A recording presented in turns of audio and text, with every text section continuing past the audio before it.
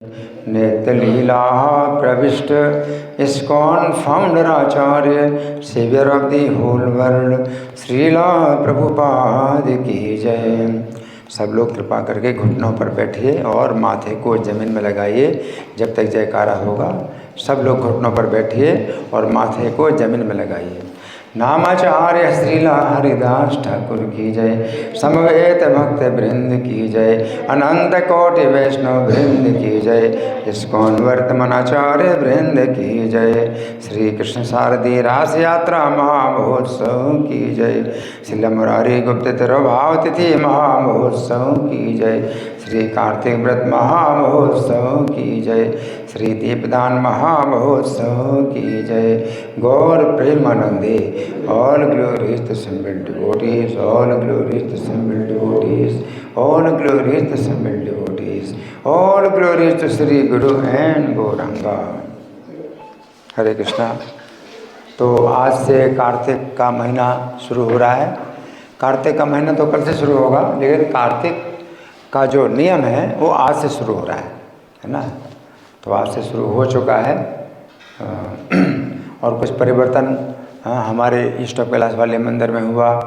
जो शिक्षाष्टकम का पाठ रोज़ होता है, तो आज शिक्षाष्टकम का पाठ बंद हो गया। आज से एक महीने के लिए दामोदराष्टकम का पाठ हुआ और शाम को दीपदान का कार्यक्रम होगा और दामोदराष्टकम का पाठ भी होगा और शाम को 7 बजे से 9 बजे तक दीपदान होगा। यहाँ भी ऐसा ही है, यहाँ पर भी ऐसा ही है।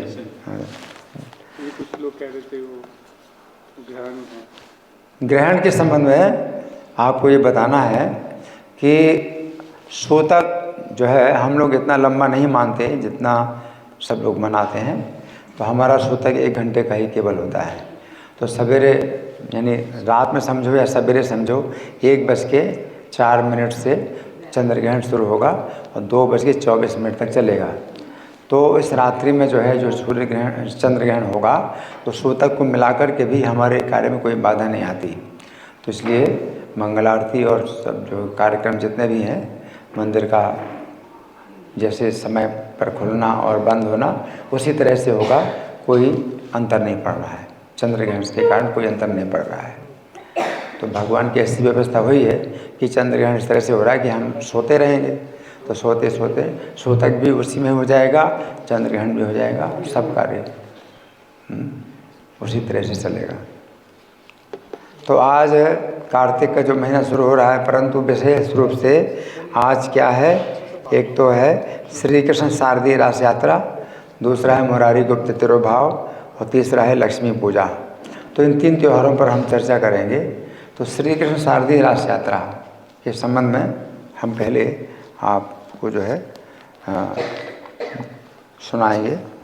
तो ये जो है कृष्ण पुस्तक है जो श्रील प्रभुपाद ने लिखी है। तो कृष्ण पुस्तक में जो है कुछ विशेष सूचना प्राप्त होती है कि भगवान की रास यात्रा कई बार हुई है ना। लेकिन ये शरद पूर्णिमा, आज जो है शरद पूर्णिमा है, तो शारदीय रास यात्रा है। तो ये इसका वर्णन जो है श्रीमद् भागवत में है।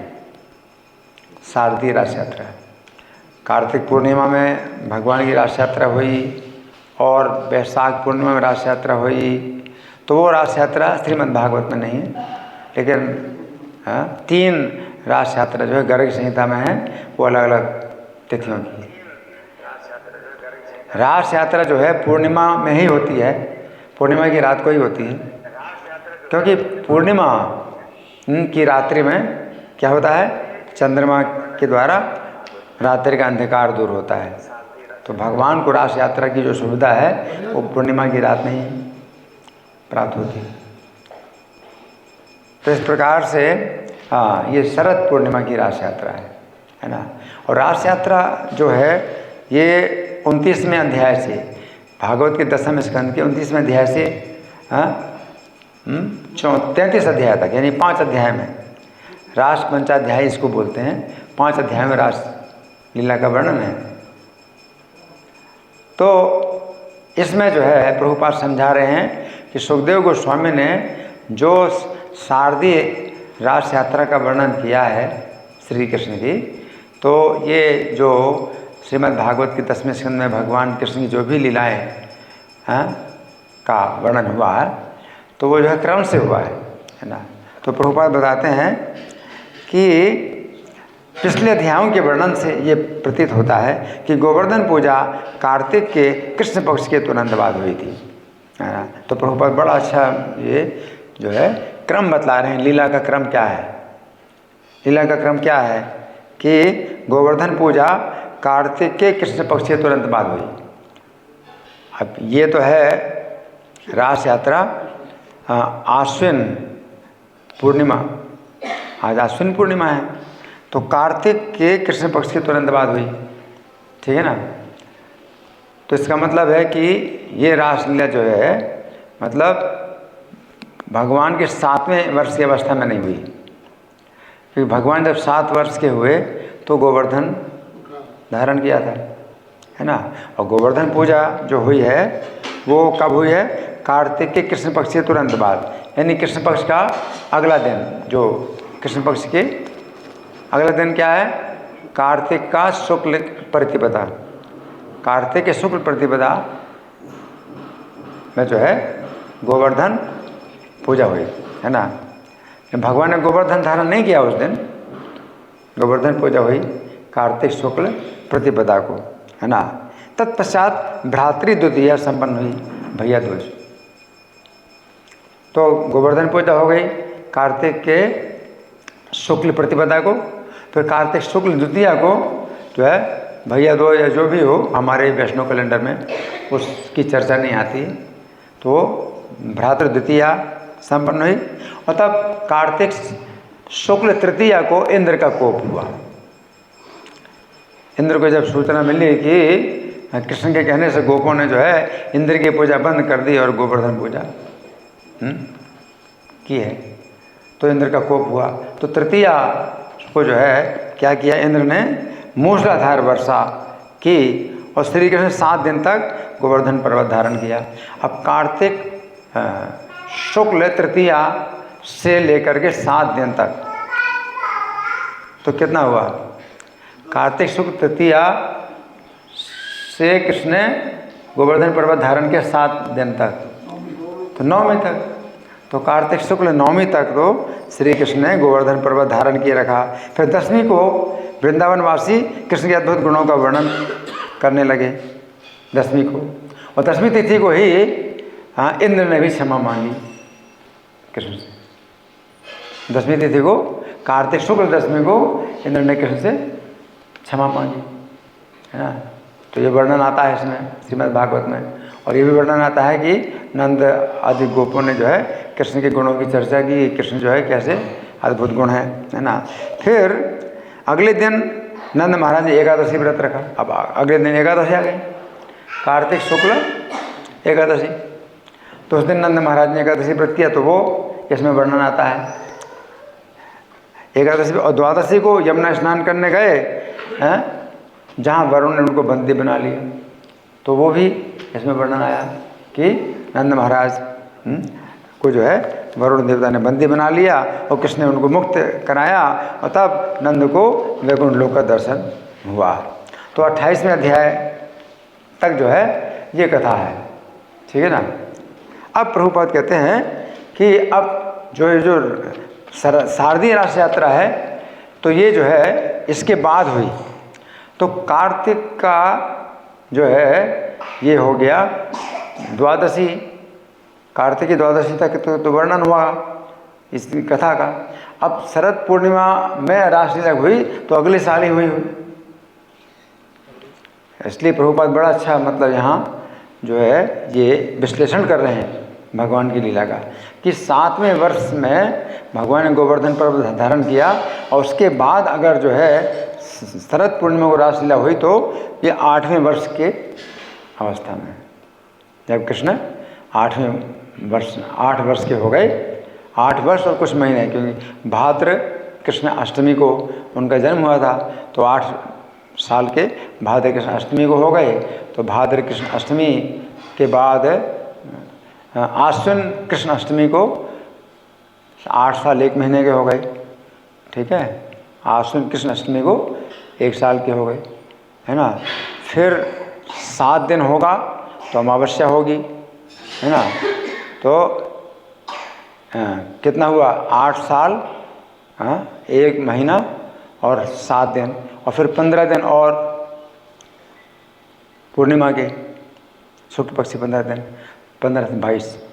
तो कृष्ण जो है इस समय रासलीला जब हो रही है तो कृष्ण 8 साल 1 महीना 22 दिन के हैं। 8 साल 1 महीना 22 दिन के हैं कृष्ण। ये शारदीय रास यात्रा जो हुई, तो प्रभुपाद इतना जो है विश्लेषण कर रहे हैं, इतना विश्लेषण कहीं नहीं मिलेगा। और प्रभुपाद जो विश्लेषण कर रहे हैं बिल्कुल स्पष्ट है कि जो बातें बता रहे हैं प्रभुपाद बिल्कुल उसी तरह से, बिल्कुल उसी तरह से श्रीमद् भागवत में वर्णन आता है ना। तो यहाँ प्रभुपाद लिखते हैं कि श्रीमद् भागवत के वर्णन से ऐसा प्रतीत होता है कि गोपियों के साथ रासलीला का आनंद भोगने के लिए श्री कृष्ण को 1 वर्ष तक प्रतीक्षा करनी पड़ी, क्योंकि उन्होंने 7 वर्ष की आयु में गोवर्धन धारण किया था। अतः ये रासलीला 8वें वर्ष में हुई। तो 8 वर्ष और कितना, 1 महीना और 22 दिन। आज के दिन जो है श्री कृष्ण 8 वर्ष 1 महीना 22 दिन के हो गए हैं, और शरद पूर्णिमा के दिन जो है उन्होंने रासलीला की है। आगे वैदिक साहित्य से ऐसा प्रतीत होता है कि जब रंगमंच का अभिनेता अनेक नर्तकी बालाओं के साथ नाचता है, इस समूह नृत्य को रास नृत्य या रासलीला कहते हैं। ये रासलीला का जो है अर्थ क्या है, रासलीला का अर्थ क्या है, मंच पर कोई अभिनेता, है ना, जब अनेक नर्तकी बालाओं के साथ नृत्य करे तो रासलीला कहलाती है। ये रासलीला है ना। और समूह नृत्य रास नृत्य कहलाता है। जब कृष्ण देखा शरद पूर्णिमा की रात्रि आ गई तो उन्होंने स्वयं को अनेक मौसमी फूलों से, विशेषतः मल्लिका फूलों से सजाया, और कात्यायनी के प्रति गोपियों के द्वारा की गई स्तुतियाँ स्मरण हुआई, जिनमें उन्होंने कृष्ण को अपने पति रूप में प्राप्त करने की प्रार्थना की थी। तो कृष्ण सोचा कि शरद पूर्णिमा की रात्रि ऐसे सुंदर नृत्य के लिए सर्वथा उपयुक्त है, फलता पति रूप में कृष्ण को प्राप्त करने की गोपियों की कामना फलवती हो सकेगी, है ना। तो ये 29वां अध्याय है। और 22वें अध्याय में वो आता है, कृष्ण ने कात्यायनी व्रत में जो कन्याएं हैं, जो व्रत करती हैं, तो उनके वस्त्र हरण किए, है ना, और उनको फिर वर दिया कि मैं तुम्हारा पति बनूंगा। अब भगवान जो है उनकी उस कामना को पूरी करने के लिए आज के दिन जो है क्या कर रहे हैं, बंसी बजा रहे हैं, है ना। इस प्रसंग में श्रीमद् भागवत में भगवान अपि शब्दों का प्रयोग हुआ है। इसका अर्थ यह हुआ कि यद्यपि कृष्ण श्री भगवान हैं, उनकी कोई ऐसी कामना नहीं जो पूरी ना हो सके, क्योंकि वे 6 ऐश्वर्यों से पूर्ण है। भगवान अपि विश्वात्मा, इस तरह से है। तो रासलीला के पहले क्या है, भगवान अपि, ये शब्द का प्रयोग है ना। तो भगवान जो है अगर करें रासलीला तो वे कर सकते हैं और उन्हें कोई बाधा नहीं हो सकती, उनके लिए कोई बाधा नहीं हो सकती। सामान्य व्यक्ति जो है एक स्त्री के साथ भी अगर अपने जो है संबंध अगर बनाना चाहता है तो उसके लिए कई बाधाएं आएंगी, कई बाधाएं आएंगी, है ना। लेकिन भगवान इतनी जो गोप कन्याएं हैं उनको जो है चाहते हैं कि वे रासलीला करें, और जैसे उनकी इच्छा होती है कि वो करें तो सब कार्य जो है उनके इच्छा के अनुसार ही पूरे हो जाते हैं, कहीं भी कोई बाधा नहीं है ना। तो यहाँ भगवान शब्द का प्रयोग है कि भगवान ही रासलीला कर सकते हैं जिसमें कोई बाधा नहीं। और कोई भी व्यक्ति अगर रासलीला इस तरह से करेगा, भगवान की नकल करेगा, तो उसके लिए क्या हो जाएगा, बड़ी कठिनाई आएंगी, बहुत कठिनाई आएंगी, और वो भोग भी नहीं सकता, क्योंकि जीव भोगता नहीं है, जीव भोगता नहीं है, जीव ही भगवान की प्रकृति है ना। तो भगवान ही जो है परम भोक्ता हैं, और जो जीव है वो भगवान को सुखी करके ही सुखी हो सकता है, स्वतंत्र रूप से भोग नहीं सकता। इसलिए जीव जो है अगर इस प्रकार से स्त्री का भोग करना चाहता है या रासलीला का भोग करना चाहता है तो संभव नहीं है, जीव के पक्ष में संभव नहीं। ये जो रासलीला है ये केवल श्री कृष्ण के पक्ष में ही संभव है। श्री कृष्ण के जितने अवतार हैं उन अवतारों में भी ये संभव नहीं। श्री कृष्ण ही जो है परिपूर्णतम भगवान है, इसलिए वे रासलीला कर रहे हैं, है ना। तो इसमें कोई भी मतलब ये चीज़ नहीं है कि भाई इसमें हम नकल करें, है ना। तो यहाँ पर फिर बताया गया कि 6 ऐश्वर्यों से पूर्ण है। वे भी फिर भी वे गोपियों की संगति का आनंद उठाना चाहते थे। भगवान अब ये बताता है कि वो रासलीला युवकों और युवतियों का सामान्य नृत्य नहीं था, क्योंकि भगवान का है, जिनके पास क्या है 6 ऐश्वर्य हैं, संपूर्ण बल, संपूर्ण धन, संपूर्ण बल, संपूर्ण यश, संपूर्ण सौंदर्य, संपूर्ण ज्ञान, संपूर्ण वैराग्य। अगर रासलीला करना है तो आपके पास में संपूर्ण बल होना चाहिए। आपके पास क्या संपूर्ण बल है? काल के बल से आप निर्बल हो जाते हैं। जब काल अपने बल का प्रयोग करता है तो आप क्या हो जाते हैं? निर्बल हो जाते हैं, और फिर शरीर भी छोड़ना पड़ता है ना। तो पहले आप काल को जीतिए, इतने बलवान होइए कि आप काल को जीतिए, मृत्यु को जीतिए, तब कहीं रासलीला का विचार करना, है ना। तो भगवान है, उनके सामने काल का बल भी नहीं चलता है। कितना काल बलवान है, लेकिन काल का बल भी जो है श्री कृष्ण के आगे नहीं चलता। मृत्यु उनके आगे कुछ भी कार्य नहीं कर सकती। तो ऐसे भगवान अगर रासलीला करें, रास नृत्य करें, तो ये भगवान ही कर सकते हैं, है ना। कोई सामान्य जीव नहीं कर सकता। तो यहाँ पर प्रभुपाद लिख रहे हैं कि रासलीला युवकों और युवतियों का सामान्य नृत्य ना था। इस नाइट क्लब में ऐसे करते हैं, है ना। तो ये सब जो है मतलब बड़ा अशुद्ध ये होता है कार्य।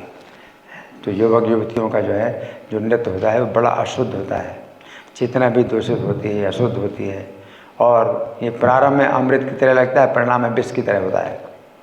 रजोगुणी सुख यद तदग्रे विषयेंद्रिय संयोगात यद तदग्रे अमृतोपम।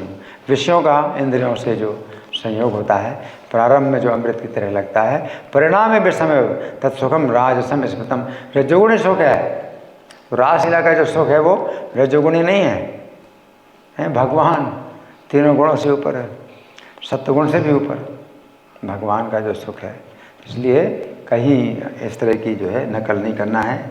तो प्रभुपाद लिख रहे हैं कि योग माया, ये नृत्य योग माया के स्तर पर, योग माया उपाश्रिता, भगवान ने योग माया के स्तर पर नृत्य किया, और योग माया महामाया के स्तरों के मध्य अंतर की तुलना चैतन्य चरितामृत में सोने और लोहे के अंतर से की गई। कहाँ सोना कहाँ लोहा।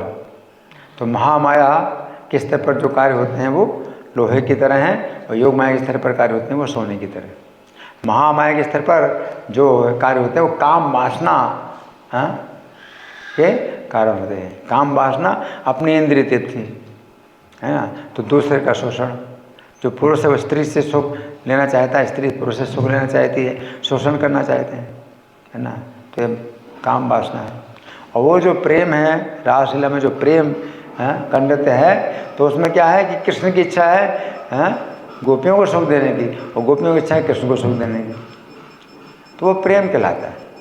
तो ये काम वासना है और प्रेम है, तो कितना अंतर है सोने और लोहे जैसा, है ना। तो यहाँ चैतन्य चरितामृत में बताया गया। इसी प्रकार यदि गोपियों के साथ कृष्ण का रास नृत्य सामान्य तरुणों और तरुणियों के नृत्य जैसा प्रतीत होता है, किंतु उनके गुण में भेद है। इस भेद को परम वैष्णव जन समझते हैं, क्योंकि वे कृष्ण प्रेम और काम में अंतर समझ सकते हैं। काम में तो कोई जो है मतलब इस तरह से ना करे कि जो है हम भी करें, हम भी नकल करें, है ना। तो ये सब जो है क्या है, पतन के लक्षण है। अगर कोई कृष्ण की नकल करे तो कृष्ण की नकल इसमें नहीं हो सकती है। और फिर कृष्ण ने ये लीला करी तो वो भी आप विचार करो कि किस अवस्था में की। भगवान भी बड़े जो है सचेत हैं इस मामले में कि भाई उनकी नकल कोई ना करे। अगर कृष्ण की नकल करनी है तो 8 साल की अवस्था में कोई करे तो करे। 8 साल की अवस्था में है कृष्ण करना है। तो भगवान भी जो है बहुत, यदि हम न बढ़ते हम जादू कर्म न चिंतता, भगवान की अगर मैं बड़ी सावधानी पूर्वक कर्म ना करूं तो मम वर्तमान वर्तनते मनुष्या पार्थ सर्वसा, तो मेरे तरह जो है मनुष्य लोग भी चलने लगें और वो जो है नष्ट हो जाएंगे। तो कृष्ण ने जो रासलीला की तो ये किस अवस्था में की? बाल अवस्था में, बालक की अवस्था में। तो इंद्रियां विकसित नहीं होती हैं उस समय, तो भगवान ने उस अवस्था में, और भगवान उस समय बिल्कुल तरुण हो जाते हैं, और जो कन्याएं हैं वो तरुणियाँ हो जाती हैं। ये भी जो है अचिंत्य है, कोई नहीं समझ सकता। और रात्रि के समय किसी भी मनुष्य समाज में ये लीला प्रकाशित नहीं हुई। तो भगवान जब चले गए तब श्रीमद् भागवत व्यास जी ने जो लिखी तब प्रकाशित हुआ कि ये रासलीला हुई। तो कृष्ण के जीवन चरित्र में ये रासलीला का कहीं मतलब जिक्र ही नहीं हुआ। कृष्ण ने जो है कंस का वध किया, सबकी नज़रों में आया, पूतना मारी, अघासुर बकासुर मारे, तो सबकी दृष्टि में ये सब लीलाएं हुई हैं और प्रचलित हुई और कहेंगे सुनेंगे। रासलीला मनुष्यों के समाज में कोई चर्चा ही नहीं हुई, न किसी को ज्ञात रहा।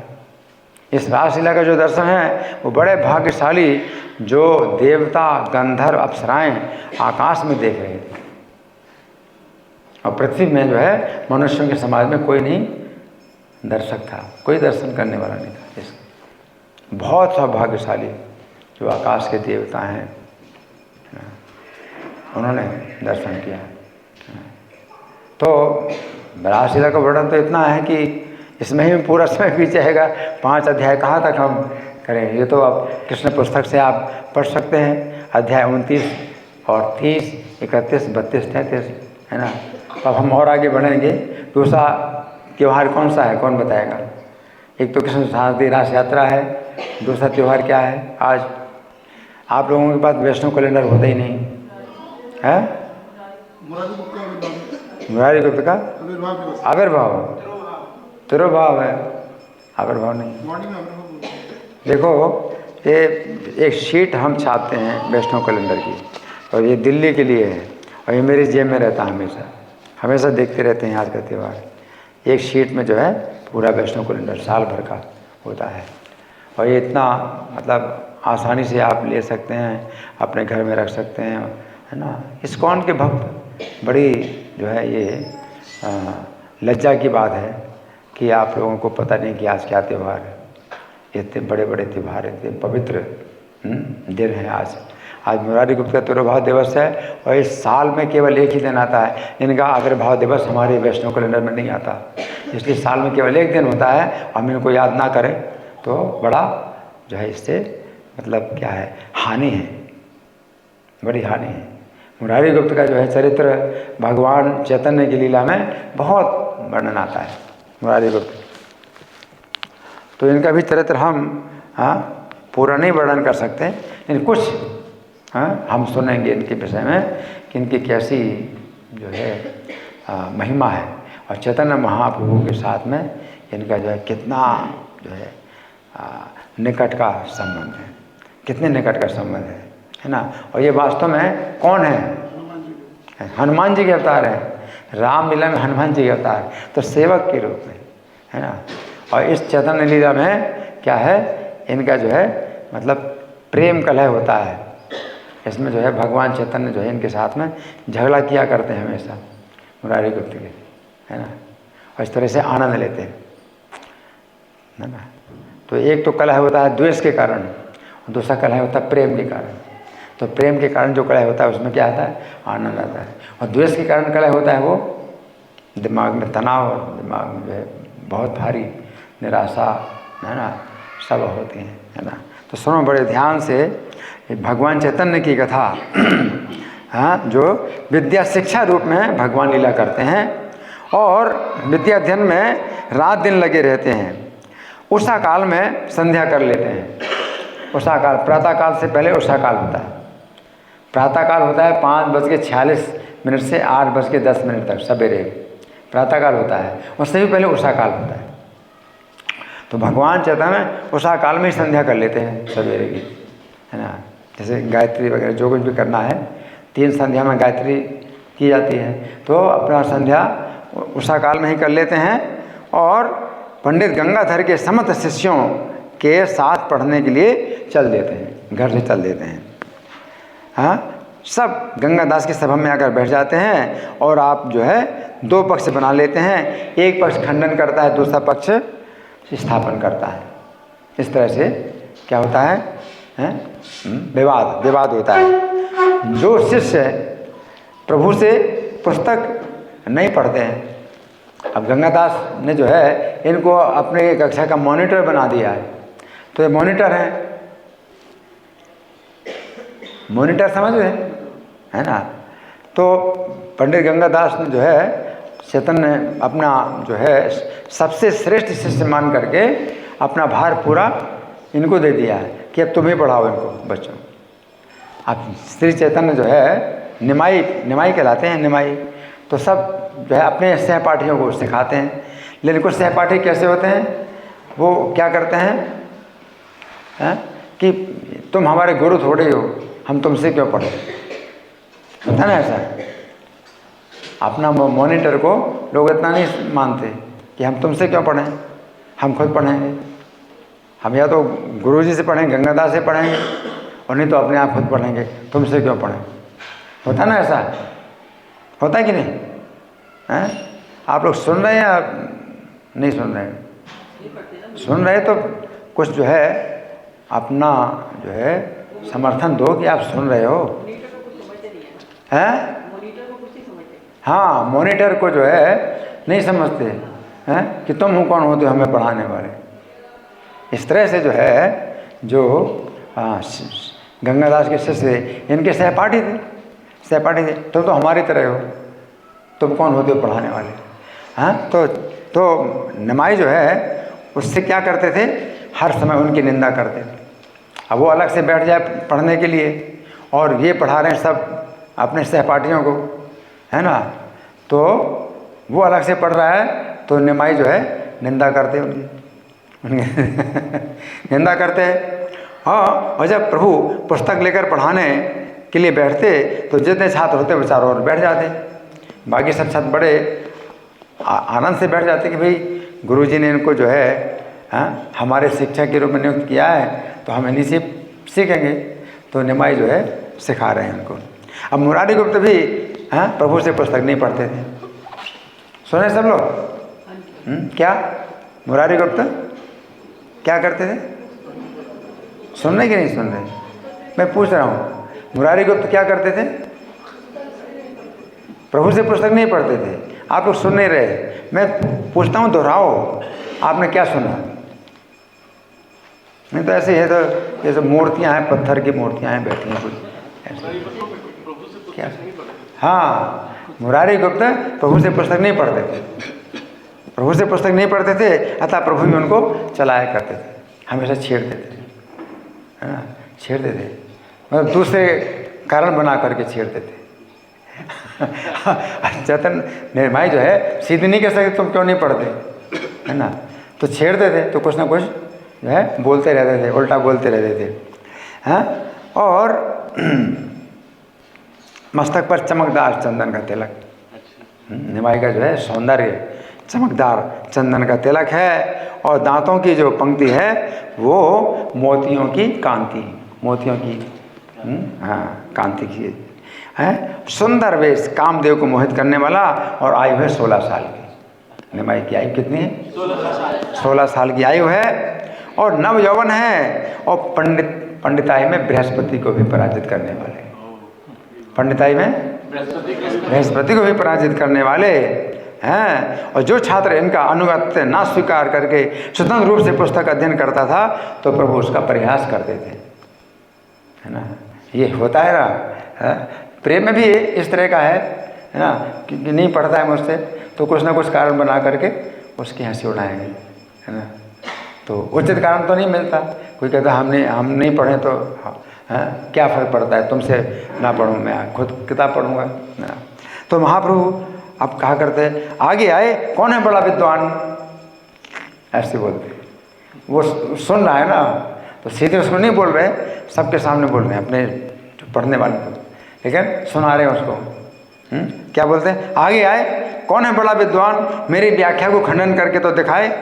संधि प्रकरण को तो जानता नहीं, ऐसा कोई कोई स्वतंत्र होकर के पुस्तक अध्ययन करता है सुनाने के लिए उसको कि उस सुरे है कि मुझसे नहीं पढ़ रहा है ना, तो संधि प्रकरण को तो जानता नहीं। हाँ, और फिर भी कोई कोई स्वतंत्र होकर पुस्तक अध्ययन करता है, अपनी बुद्धि से अर्थों का निर्णय कर लेता है। तो ये सब बात जो है मुरारी गुप्त को लक्ष्य करके बोलते हैं। मुरारी गुप्त उधर बैठे हैं और प्रभु यहाँ पढ़ा, जैसे मैं आप लोगों को सुना रहा हूँ, तो उसको सुनाने के लिए बोल रहे हैं सबके सामने कि वो सुने।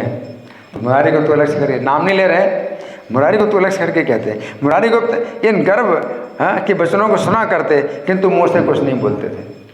वो भी सुन लेते थे कि सब इशारा मेरे लिए है, लेकिन बोलते कुछ नहीं थे और अपना काम करते रहते, और महाप्रभु सदा छेड़ते रहते उसको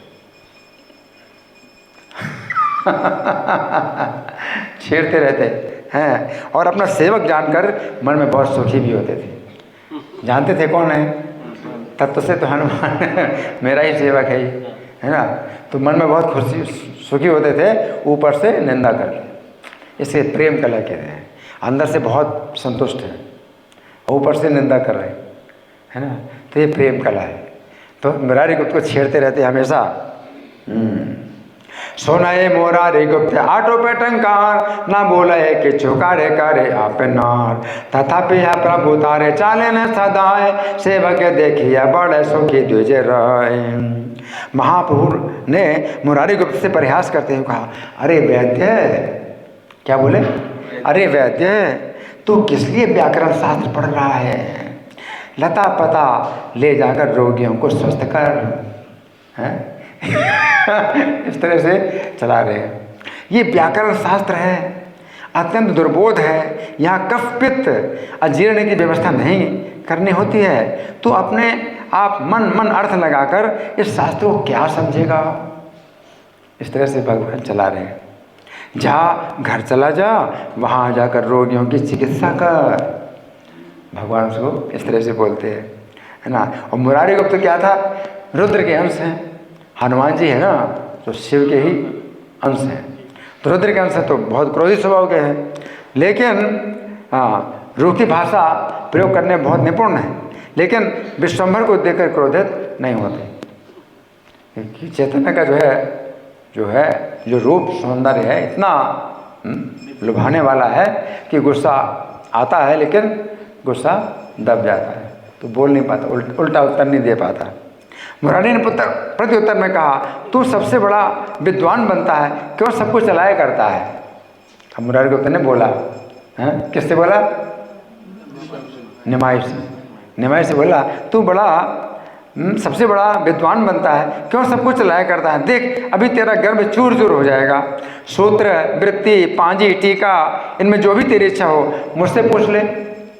मुरारी गुप्त ने उत्तर दिया, किसी का उत्तर तुझे नहीं मिलता, मैं सब तुझे बता दूंगा, बिना पूछे तू ऐसा कहता है कि तू क्या जानता है, तू पूज्य ब्राह्मण है, अतः तुझसे मैं क्या कहूँ। मुरारी गुप्त कहा, तू पूज्य ब्राह्मण, मुझे पूजा करनी चाहिए ब्राह्मण, इसलिए मैं क्या कहूँ, इसलिए बोलता नहीं हूँ, लेकिन बोल पड़ा एक बार, पूछ ले मुझसे, तू मुझसे पूछ ले, जो तुझे नहीं आता वो मुझसे पूछ ले, मैं बताऊँ। मुरारी गुप्त ने ऐसा कहा। प्रत्युत्तर दिल के ने बड़ता ठाकुर, सबरे चाल देखे गर्भ है चूर, सूत्र वृत्ति पांजी टीका जत है न कर, आमा जिज्ञासिया की न पाई ला उत्तर। प्रभु बोले, अच्छा आज जो कुछ पढ़ा है इसकी व्याख्या कर। अब भगवान ने कहा, आज जो कुछ पढ़ा है इसकी व्याख्या कर।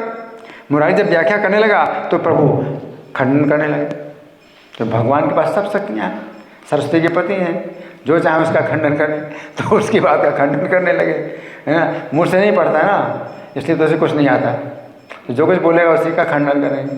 तो भगवान जो है खंडन करने लगे। हाँ,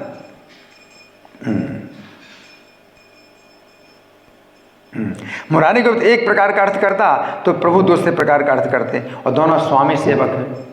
दोनों क्या हैं, स्वामी सेवक हैं। कोई किसी को पराजित ना कर सकता, तो सेवक को भी जो है सेवा का बल होता है ना। सेवा के बल से वो अपने स्वामी को पराजित करता है, और स्वामी के पास बल है तो सेवक को पराजित करते हैं। तो कोई एक दूसरे को पराजित नहीं कर सकते। प्रभु की कृपा से मुरारी को परम विद्वान था, तो भगवान की कृपा तो उसको मिली, इसलिए भगवान के सामने वो भी जो है क्या कर रहा है, शास्त्रार्थ कर रहा है। अतः उसकी व्याख्या सुनकर महाप्रभु आनंदित हुए।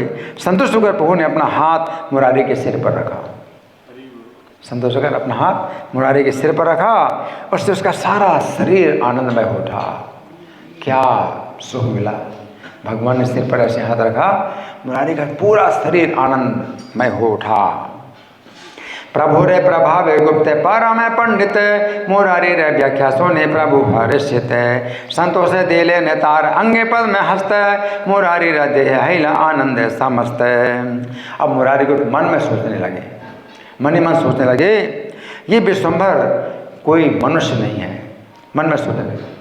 अब भगवान ना जनाए तो भक्त भी नहीं जान पाते ना, तो वो तो परम भक्त हैं, लेकिन भगवान नहीं जनाते तो कौन कैसे जानते हैं। तो क्या सोचने लगे, ये विश्वम्भर मनुष्य नहीं है, ऐसा पांडित्य क्या कभी मनुष्य में हो सकता है। इसके हाथ का स्पर्श पाते ही मेरा सारा शरीर परम आनंदमय हो उठा है।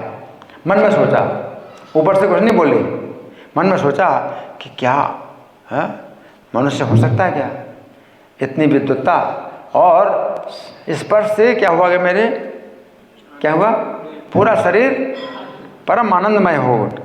अब इसके आनंद गत में ही विद्या अध्ययन करने में मुझे कोई लज्जा नहीं है। अब इनके नीचे मैं अध्ययन करूँगा, मुझे कोई लज्जा नहीं है कि भाई ये हमारे जैसा है, नहीं है ना। इसके समान बुद्धिमान सारे नवद्वीप में नहीं है। इस प्रकार संतुष्ट होकर मुरारी गुप्त ने कहा, हे विश्वम्भर सुनो। अब मुरारी गुप्त बोला, क्या बोला, हे विश्वम्भर सुनो, अब मैं तुमसे ही विद्या अध्ययन करूँगा। क्या बोले, अब मैं तुमसे ही विद्या अध्ययन करूँगा। इस प्रकार स्वामी और सेवक परस्पर कौतुक कर सब शिष्यों के साथ गंगा पर स्नान करने के लिए चले गए। तो इसमें और काफ़ी लीलाएँ हैं, लेकिन मैं तो छोड़ रहा हूँ क्योंकि हमारे पास समय बहुत सीमित है। श्री मुरारी गुप्त तिरुभाव तिथि महामहोत्सव की।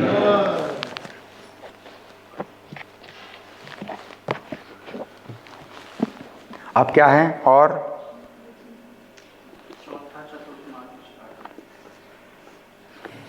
एक है इसमें तीसरा, श्री लक्ष्मी पूजा।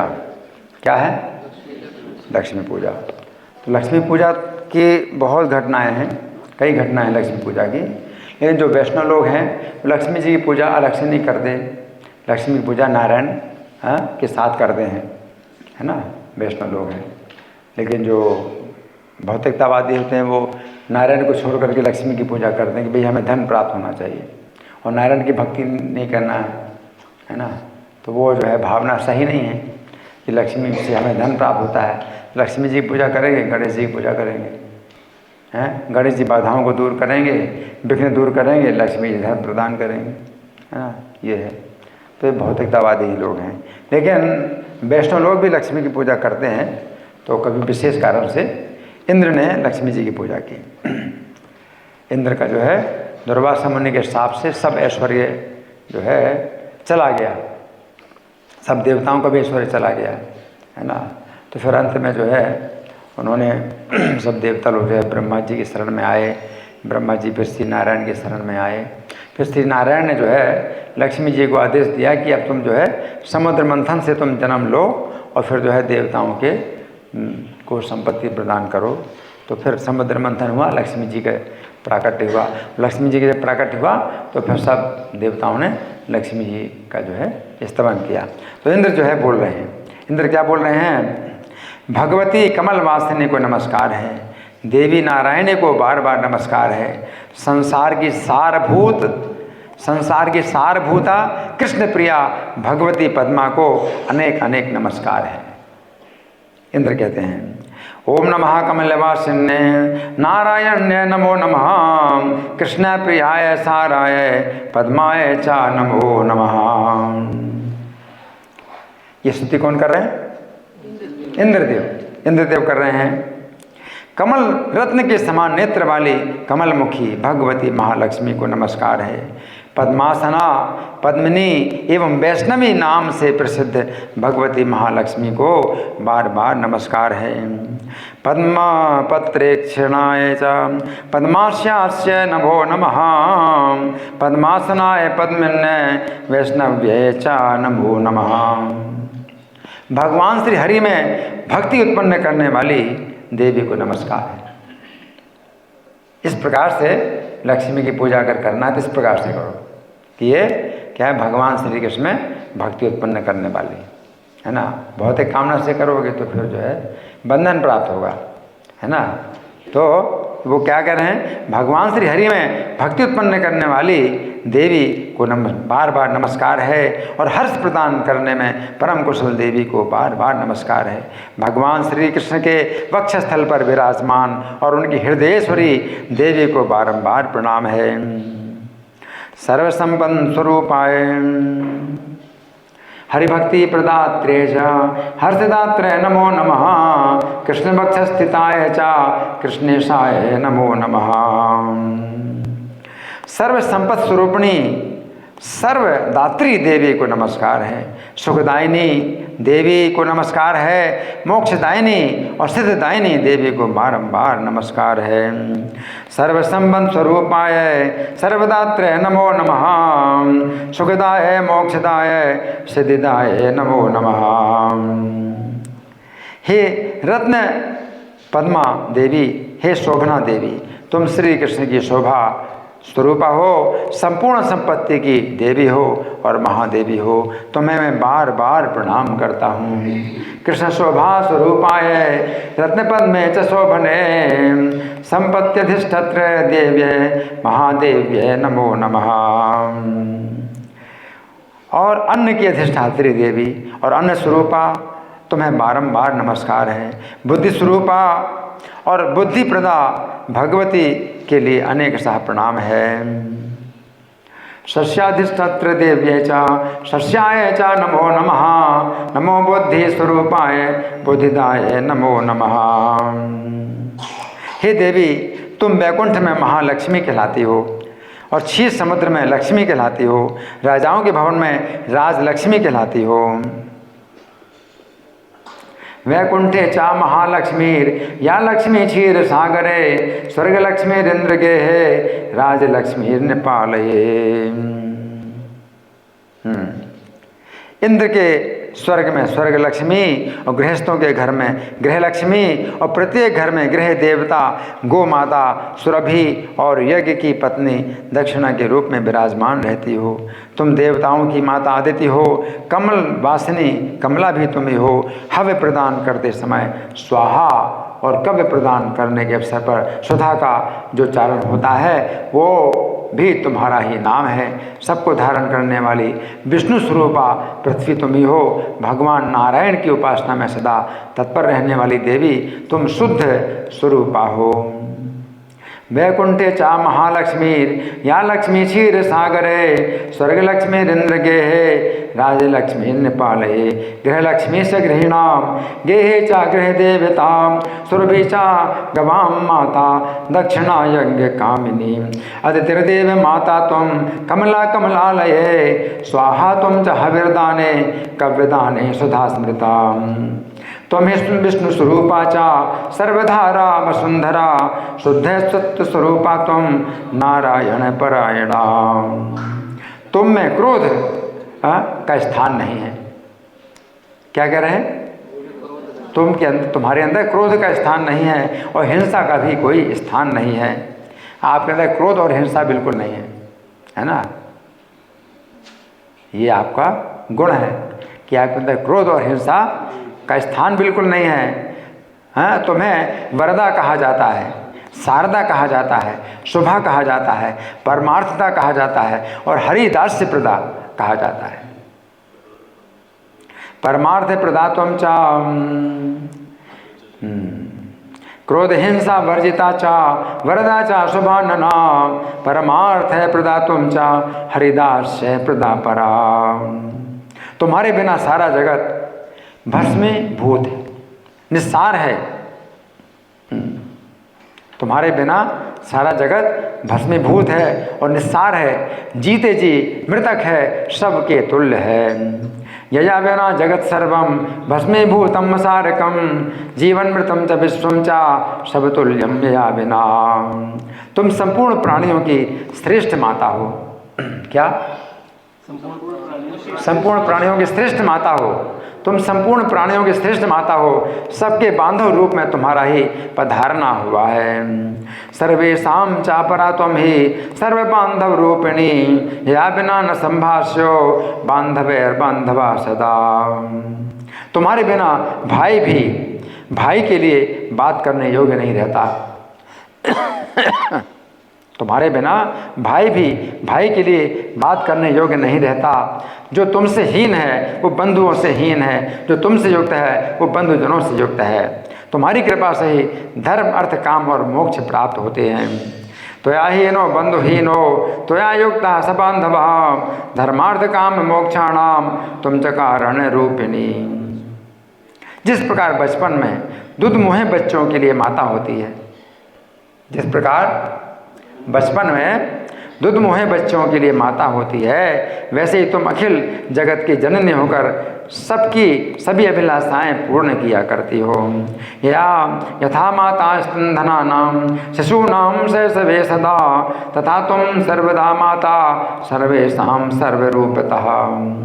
स्तन पीने वाला बालक माता के न रहने पर भाग्यवश जी सकता है। क्या? स्तन पीने वाला बालक माता के न रहने पर भी भाग्यवश जीवित रह सकता है, परंतु तुम्हारे बिना कोई भी जी नहीं सकता। लक्ष्मी देवी का ये जो है महात्म्य है। मातृहीना स्तनांधश्चा सचेत जीवति दैवतः त्वया हीनो जनः कोपि न जीवत्येव निश्चितम्। हे अंबिके, सदा प्रसन्न रहना तुम्हारा स्वभाव है। क्या? सदा प्रसन्न रहना तुम्हारा स्वभाव है। अतः तुम मुझ पर प्रसन्न हो जाओ। हे सनातनी, मेरा राज्य शत्रुओं के हाथ में चला गया है, तुम्हारी कृपा से वो मुझे पुनः प्राप्त हो जाए। इंद्र कह रहे हैं असुरों ने स्वर्ग छीन लिया, तो कह रहे हैं कि मेरा राज्य शत्रुओं ने छीन लिया है, तुम्हारी कृपा से वो मुझे पुनः मिल जाए। सुप्रसन्न स्वरूपा तुम माम प्रसन्ना भवाम्बिके वैरिग्रस्तम च विषयम देहि मह्यम सनातनी। हरिप्रिय, मुझे जब तक तुम्हारा दर्शन नहीं मिला था तभी तक मैं बंधुहीन, भिक्षुक और संपूर्ण संपत्तियों से शून्य था। जब तक आपका दर्शन नहीं मिला तब तक मैं क्या था? हाँ, संपूर्ण संपत्ति से शून्य था। वयम यावत् त्वया हीना बंधुहीना च भिक्षुका सर्वसंबंधहीना च तावदेव हरि प्रिय। हे सुरेश्वरी, अब तो मुझे राज्य दो, स्त्री दो, बल दो, कीर्ति दो, धन दो और यश भी प्रदान करो। राज्यम देहि श्रियम देहि बलम देहि सुरेश्वरी कीर्तिम देहि धनम देहि यशो मह्यम च देहि वै। हरि प्रिय, मनोवांछित वस्तुएं दो, बुद्धि दो, ज्ञान दो, धर्म दो, संपूर्ण सौभाग्य प्रदान करो। कामम देहि मतिम देहि भोगान देहि हरि प्रिय ज्ञानम देहि च धर्मम च सर्व सौभाग्यमीप्सितम्।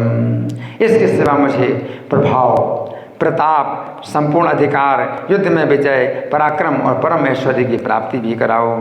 प्रभावम च प्रतापम च सर्वाधिकारमेव च यथा पराक्रमम युद्धे परम ऐश्वर्यमेव च।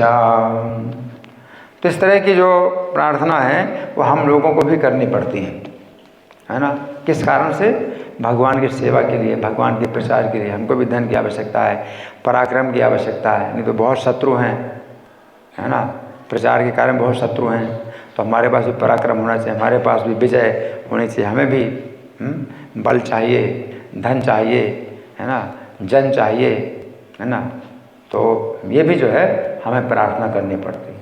लेकिन जब भक्ति के ऊंचे धरातल पर आए तो हम इस तरह की प्रार्थना करते हैं। जब भक्ति के हम सामान्य धरातल पर हैं तो चैतन्य महाप्रभु शिक्षा से हम न धनम न जनम न सुंदरीम कविताम व जगदीश काम है। मैं धन नहीं चाहता, जन नहीं चाहता, सुंदरी नहीं चाहता।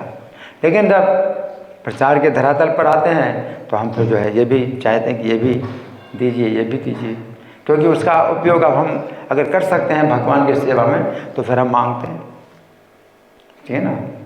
तो आज लक्ष्मी पूजा का जो दिन है, तो लक्ष्मी पूजा के दिन भी जो है हम इस तरह की प्रार्थना कर सकते हैं कि बढ़िया मंदिर बने, इसके लिए अच्छे संपत्ति आए, है ना, है?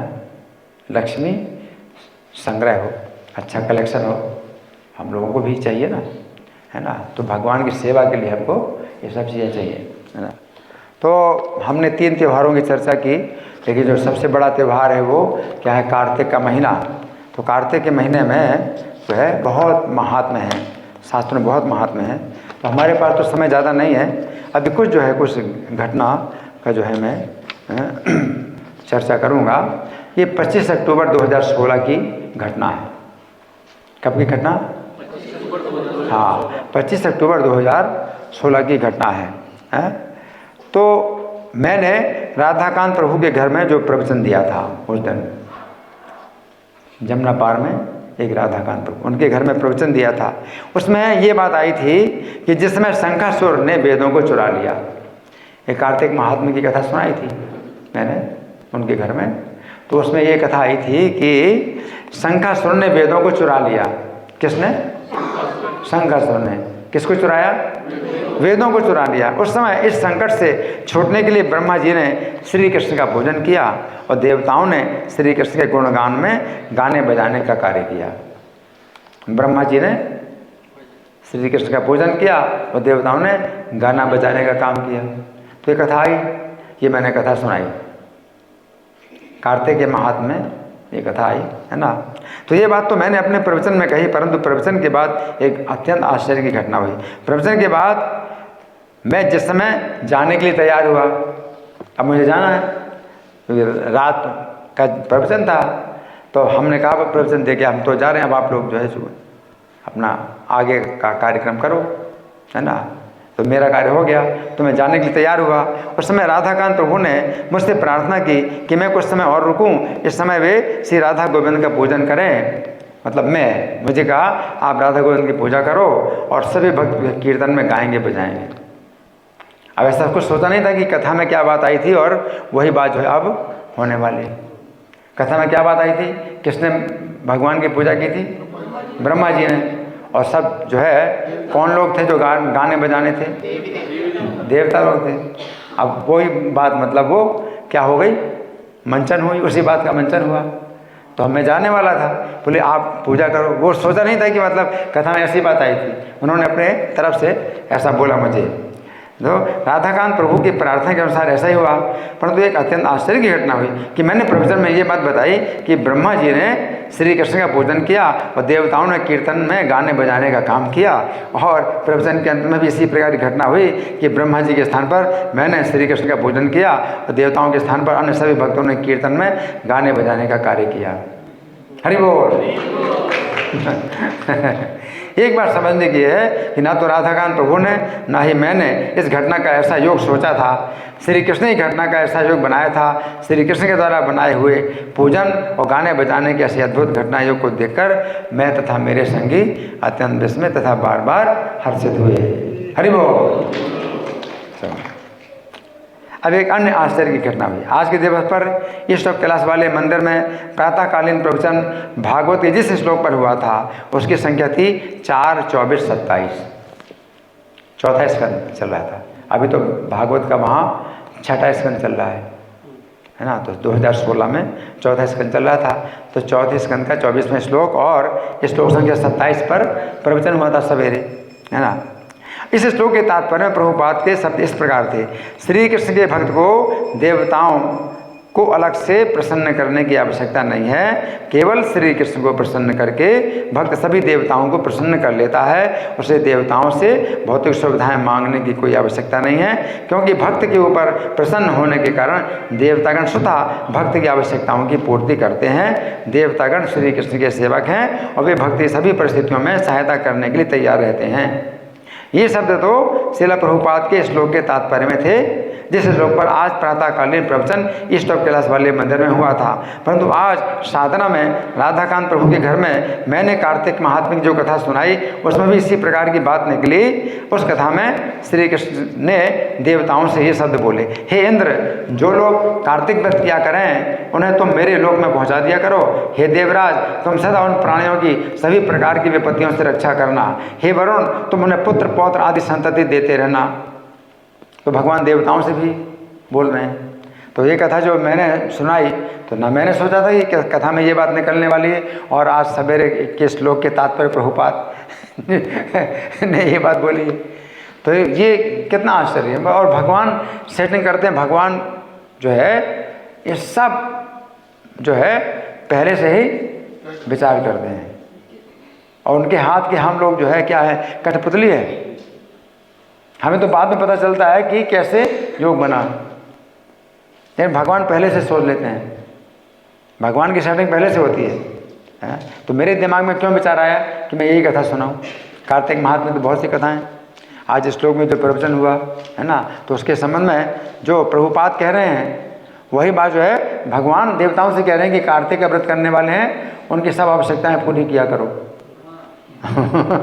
तो यहाँ जो है, हे देवराज, तुम सदा उन प्राणियों की सभी प्रकार की विपत्तियों से रक्षा करना। हे वरुण, तुम उन्हें पुत्र पौत्र आदि संतति देते रहना।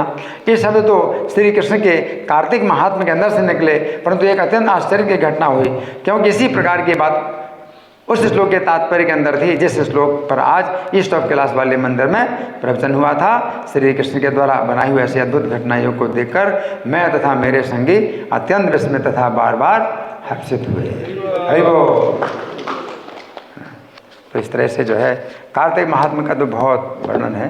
क्योंकि आज 3 त्यौहार पड़ गए, तो इसलिए फिर हमें 3 त्यौहारों पर ज़्यादा बोलना आवश्यक था, विशेष है ना। तो कार्तिक महात्म्य का बहुत विशेष है। ठीक है, धन्यवाद। तो कोई प्रश्न है अभी? है चौथे स्कंद का 22वां अध्याय, चौथे स्कंद का 24वां अध्याय, श्लोक संख्या 27 था ना। हाँ, तो 4, 24, 27। ठीक है, कोई प्रश्न है? आपका प्रश्न कोई नहीं।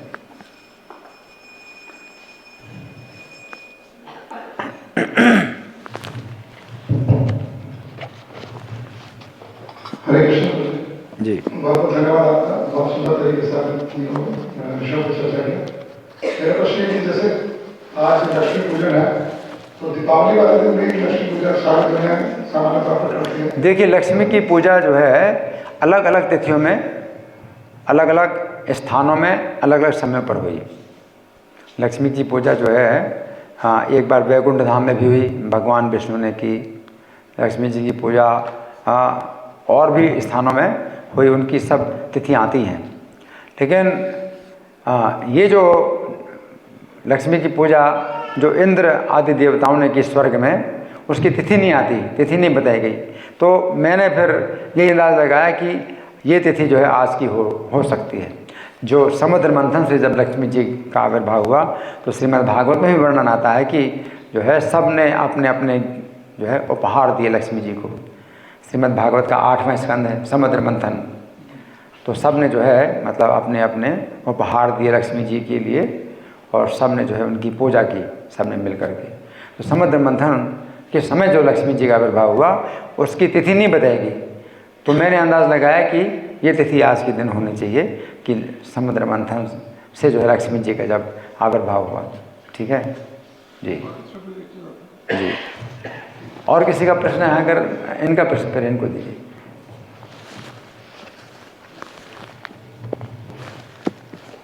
जी।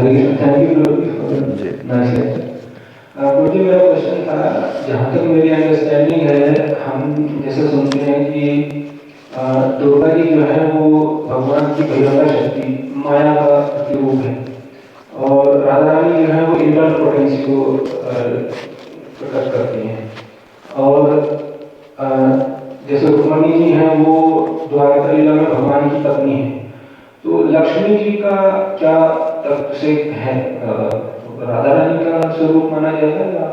हाँ, ब्रह्म विवर्त पुराण में ऐसा वर्णन आता है कि राधा रानी के बाएं हिस्से से, शरीर के बाएं अंग से लक्ष्मी जी का प्राकट्य हुआ है। और जो है जब वो जो है राधा रानी अपने सामने श्री कृष्ण को देखती हैं तो वो अपना पति बनाती हैं श्री कृष्ण को। लक्ष्मी जी भी अपना पति बनाना चाहती हैं श्री कृष्ण को।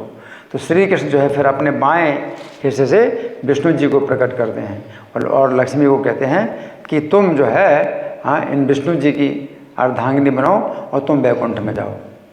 तो फिर श्री कृष्ण की आज्ञा से विष्णु जी लक्ष्मी जी को लेकर के वैकुंठ चले गए। तो यही समझना चाहिए कि मूल प्रकृति जो है राधा रानी है और श्री कृष्ण है आदि पुरुष। आदि पुरुष श्री कृष्ण है और राधा रानी आदि प्रकृति हैं।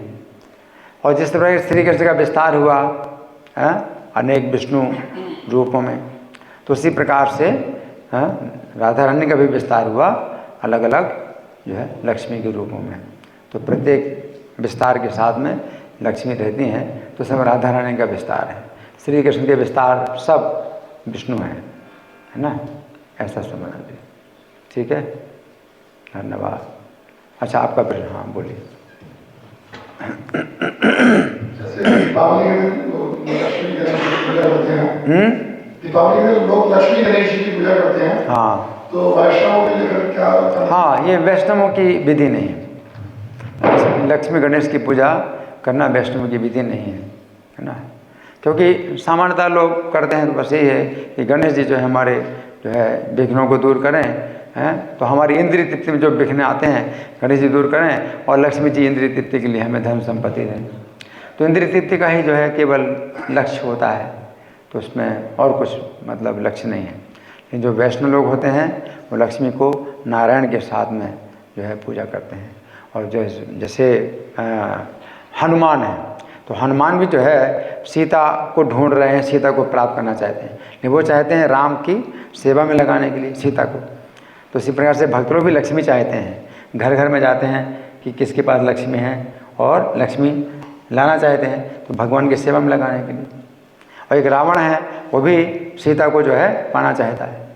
हनुमान भी सीता को पाना चाहते हैं लेकिन राम की सेवा में लगाने के लिए, और रावण सीता को पाना चाहता है इंद्रिय तृप्ति करने के लिए, और राम से लग करके सीता को भोगना चाहता है। तो रावण की भावना है। तो संसार के दो ही लोग हैं, तो रावण की भावना है या हनुमान की भावना।